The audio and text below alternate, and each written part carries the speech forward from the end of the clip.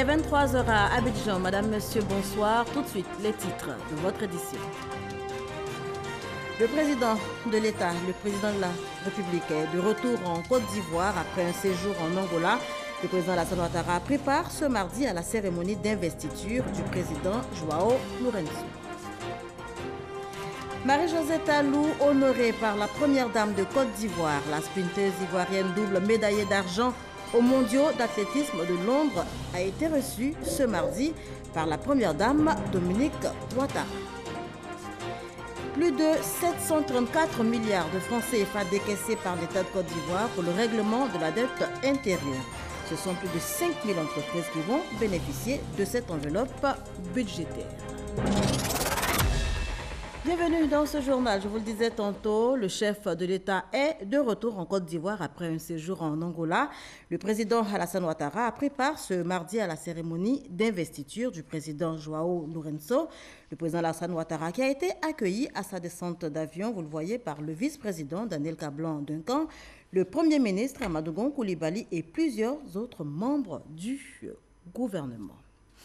Et justement, à cette cérémonie, nous allons nous intéresser à présent. Ce sera en image. Le nouveau président angolais Joao Lourenço a donc prêté serment ce mardi. La cérémonie s'est tenue à Luanda en présence d'une quinzaine de chefs d'État africains, au rang desquels le président ivoirien Alassane Ouattara, le président en exercice de l'Union africaine Alpha Condé, le président portugais Marcelo de Souza et des chefs d'État et de gouvernement. Notez que cette cérémonie d'investiture a été également marquée par la prestation de serment de Bonito de Souza, le nouveau vice-président angolais.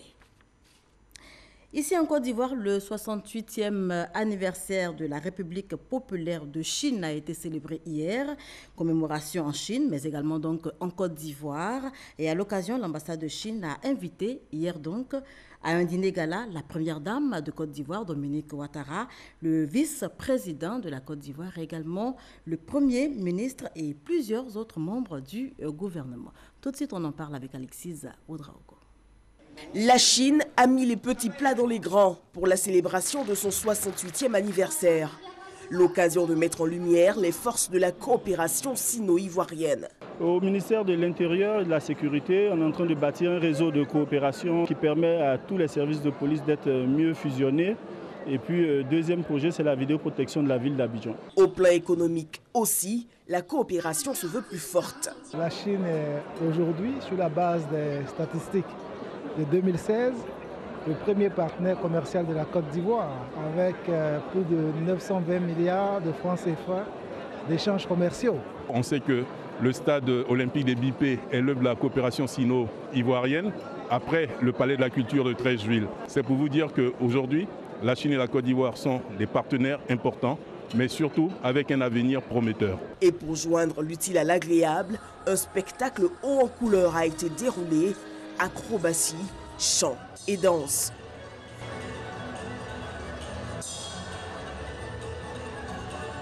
Les stands, eux, auront permis aux invités de découvrir le Made in China. Je ne savais pas qu'il y avait autant de réalisations chinoises en Côte d'Ivoire.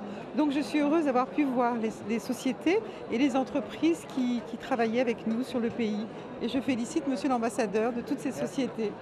La Chine appuie le développement du pays à travers le financement de projets, parmi lesquels le barrage hydroélectrique de Soubré qui sera livré bientôt. Marie-Josée Talou, honorée par la première dame de Côte d'Ivoire, la sprinteuse ivoirienne double médaillée d'argent aux mondiaux d'athlétisme de Londres, a été reçue ce mardi par la première dame de Côte d'Ivoire, Dominique Ouattara. C'était à son cabinet à Cocody. Notez que la cérémonie a réuni autour donc de Marie-Josée Talou la famille de la vice-championne, les membres du sport, les responsables donc du sport en Côte d'Ivoire, et également les élus et cadres de la région de la Marawi. Voilà une sympathique cérémonie à laquelle prenaient part donc tous les cadres et élus de la région de la Marawi, également le Gotha du sport en Côte d'Ivoire. Cérémonie en l'honneur donc de Marie-Josée Talou. Je vous propose à l'occasion d'écouter la première dame de Côte d'Ivoire. Je suis fière de toi. Grâce à ton courage et ta détermination, mais aussi grâce au bon entraînement que tu as suivi, tu as supporté haut les couleurs de ton pays.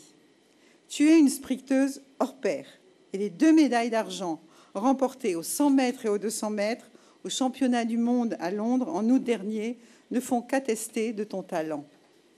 La nation ivoirienne tout entière te soutient et tout particulièrement mon cher époux, ton papa, le président de la République, qui est ton premier fan.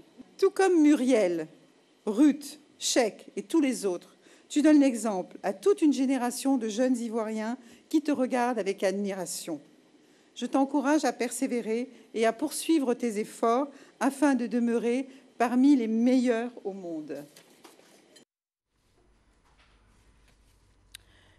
Et retour sur ce plateau pour parler sécurité à présent, des armes de guerre, des plaques d'immatriculation, du matériel de transmission saisi ce mardi lors d'une opération menée par l'état-major général des armées, une opération qui a permis d'interpeller 4 personnes en possession d'importants matériels de guerre. Elles ont été mises à la disposition de la police. Appelé à la barre depuis hier lundi, l'ancien chef d'état-major de l'armée ivoirienne, Philippe Mangou, témoigne aujourd'hui encore. Il a témoigné au procès donc de Laurent Gbagbo et de Charles Blé Goudé. Aujourd'hui, mardi, il était à son 2e jour. Il s'est prononcé sur la crise post-électorale. Sidonie Davila. Au 2e jour de son audition au procès de Laurent Gbagbo et de Charles Blé Goudé, Philippe Mangou, l'ancien chef d'état-major, donne sa version des faits sur les différents niveaux de commandement au moment de la crise post-électorale. J'ai vu 5 véhicules de transport de troupes banalisés, pleins. Je ne dirais même pas de soldats, de mercenaires. Je dis bien de mercenaires, conduits par le commandant Seka Seka. Nommé en novembre 2004 par Laurent Gbagbo, le président d'alors, le général Philippe Mangou, 65 ans, a été un acteur majeur de la crise post-électorale en Côte d'Ivoire. Le président m'a dit ceci. Mon général, je vais te poser une question. Donne-moi la réponse. Et le président de la République de me dire, la communauté internationale vient de me lâcher. Les présidents angolais et sud-africains me demandent de démissionner. Qu'est-ce que tu en penses? Aussitôt, je saute sur l'occasion, je lui dis, Monsieur le Président, démissionnez. L'ex-chef d'état-major des armées a également évoqué la situation de l'unité d'élite de la gendarmerie ivoirienne SECOS, le centre de commandement des opérations de sécurité à l'époque des faits. L'actuel ambassadeur de la Côte d'Ivoire au Gabon est un témoin clé dans le procès de Laurent Gbagbo et de Charles Blé Goudé. Et justement, la Cour pénale internationale vient de rejeter la demande de liberté provisoire de l'ancien président ivoirien Laurent Gbagbo. Dans un communiqué publié ce mardi, la Cour estime que la détention demeure la seule mesure qui garantisse la participation de Laurent Gbagbo au procès. Plus de 734 milliards de francs CFA décaissés par l'État de Côte d'Ivoire pour le règlement de la dette intérieure. Ce sont plus de 5000 entreprises qui vont bénéficier de cette enveloppe budgétaire. Notez que les documents de la transaction financière ont été remis ce mardi au président de la Confédération générale des entreprises de Côte d'Ivoire et que le reportage de Jean-Jacques Kwame sera donc disponible dans nos prochaines éditions. Mais avant, on poursuit avec cette rencontre des opérateurs économiques britanniques et américains. Rencontre avec l'administration ivoirienne. Ces opérateurs économiques sont satisfaits du climat des affaires en Côte d'Ivoire et ont décidé tout simplement d'investir dans le pays. Francis Boifo. 24 heures pour créer une entreprise au CPC à moindre coût, 26 jours maximum pour obtenir un permis de construire, un guichet unique du commerce extérieur, des mécanismes simplifiés de remboursement des crédits de TVA et des facilités de paiement d'impôts. Toute une batterie pour améliorer le climat des affaires en Côte d'Ivoire. Nous sommes dans une dynamique de dématérialisation de nos procédures.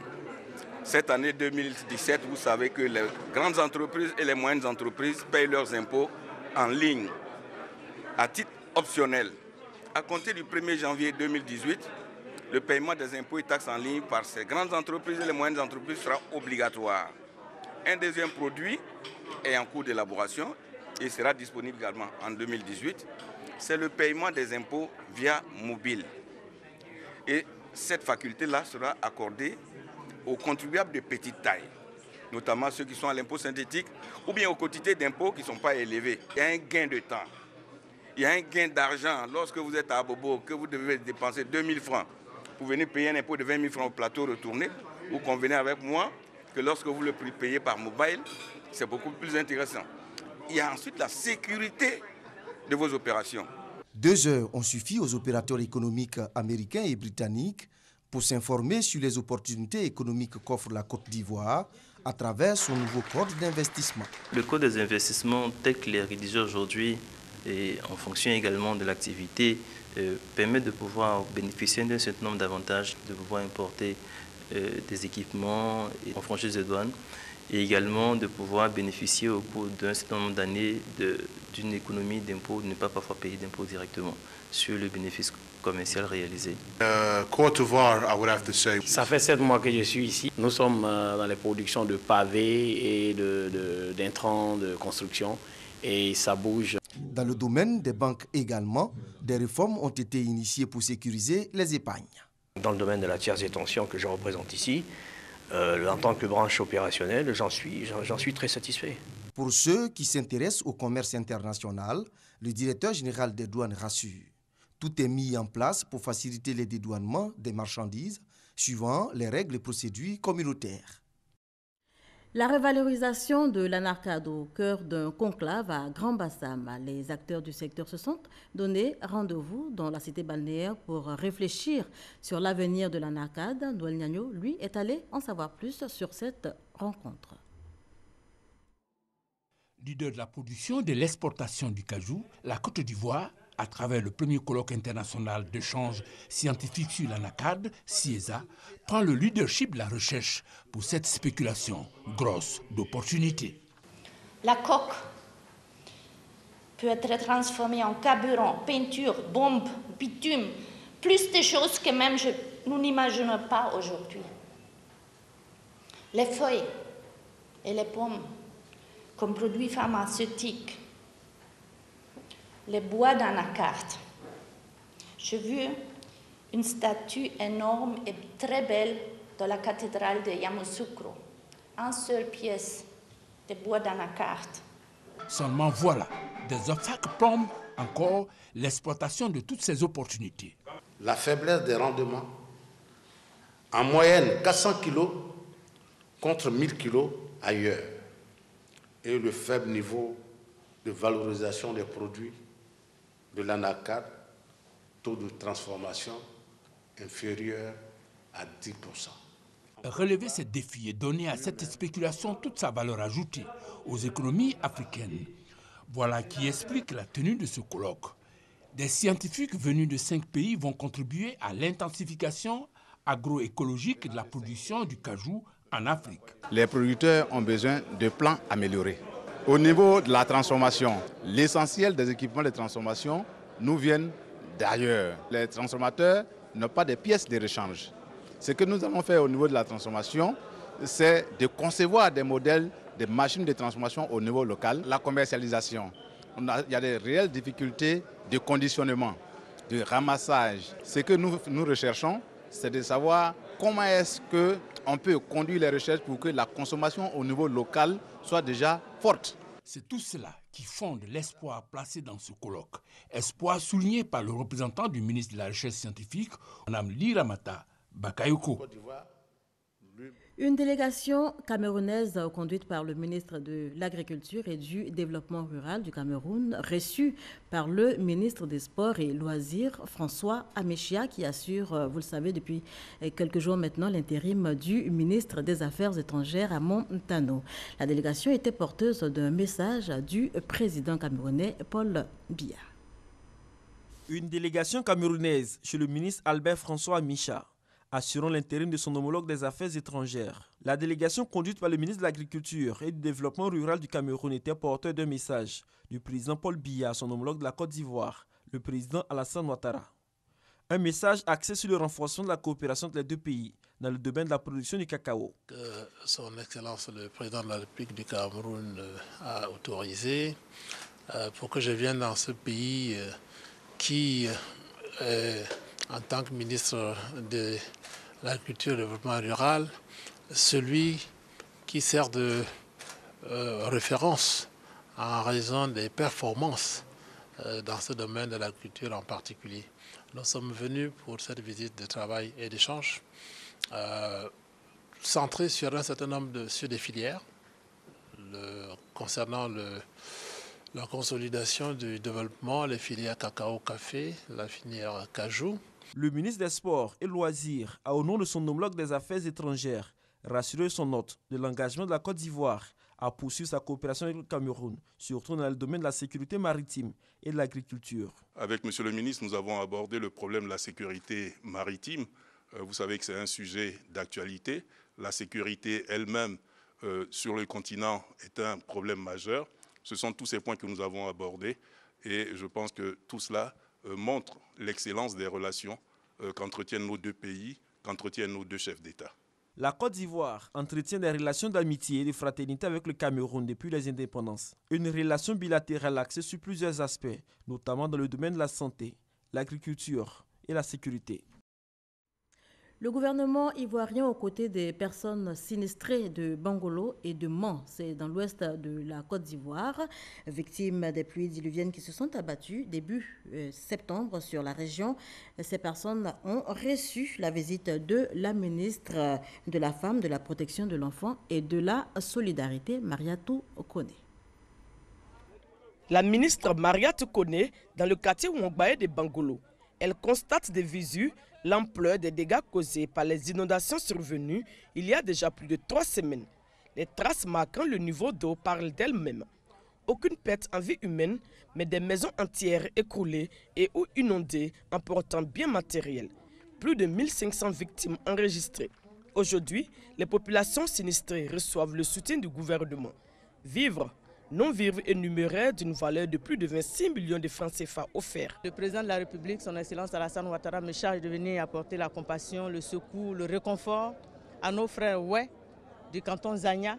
Après Bangolo, la délégation conduite par la ministre s'est aussitôt rendue à Mans, apporter aussi soutien et réconfort aux victimes d'inondations. Ici, au quartier d'Oulabrou-Salgbé, l'un des sites les plus touchés, le quartier étant situé en bordure d'un cours d'eau, comme la plupart des autres quartiers sinistrés. Les ménages victimes de ces intempéries reçoivent des dons du gouvernement. Valeur totale, 21 millions de francs CFA.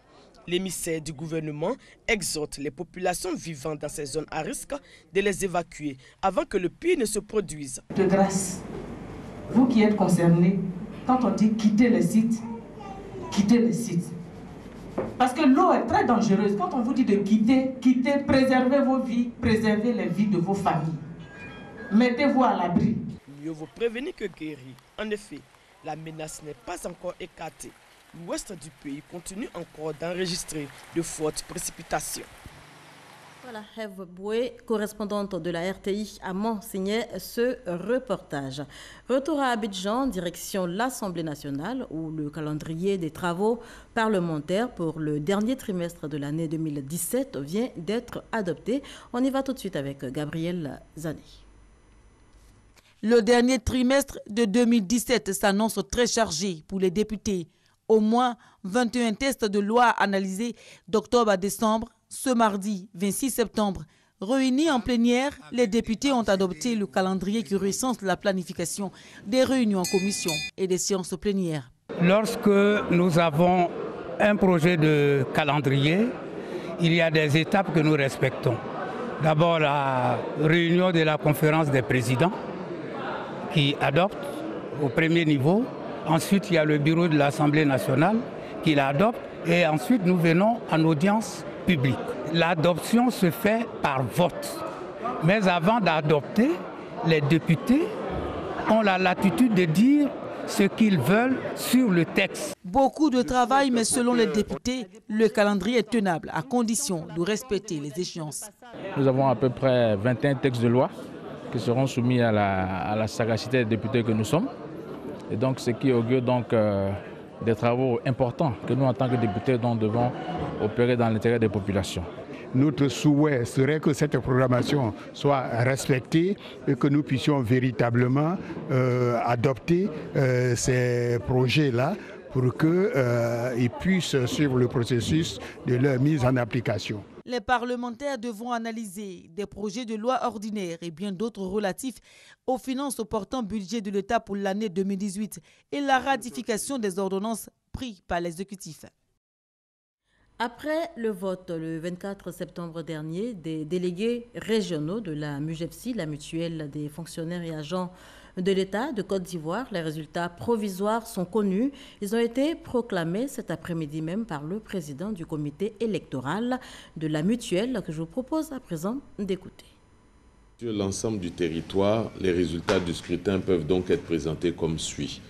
Nous avons un total de 340 bureaux de vote avec 316 324 inscrits. Ils font donc apparaître le nombre de délégués régionaux suivants élus ce dimanche 24 septembre 2017.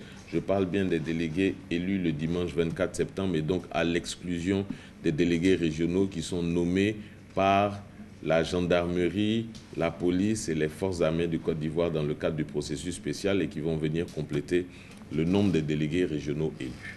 La liste Solidarité-Égalité, et dont la tête de liste est M. Mesmin Komoué, se voit désigner 239 délégués régionaux.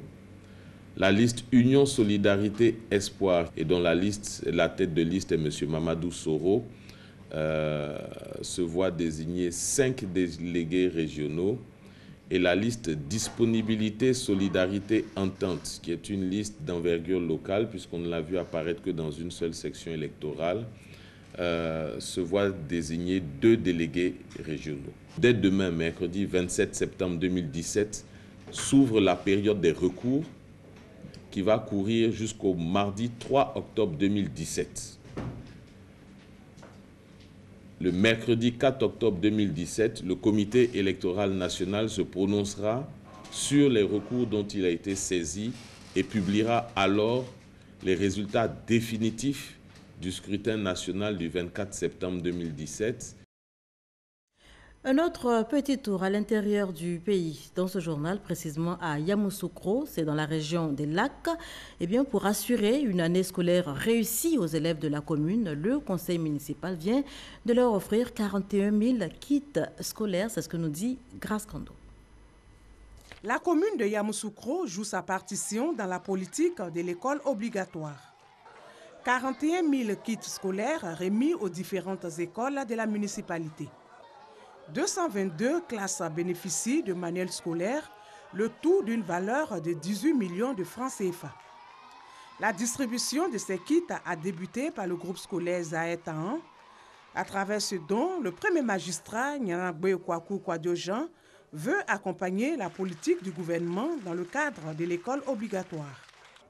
En plus des élèves du primaire, les tout-petits n'ont pas été oubliés. Au cours de cette cérémonie, le maire a demandé aux bénéficiaires de mériter les efforts consentis en leur faveur pour un travail assidu afin d'obtenir de bons résultats. Chers petits-enfants, ce que nous attendons de vous, c'est de travailler, de bien travailler, pour qu'à la fin de l'année, vous soyez tous et toutes admis en classe supérieure.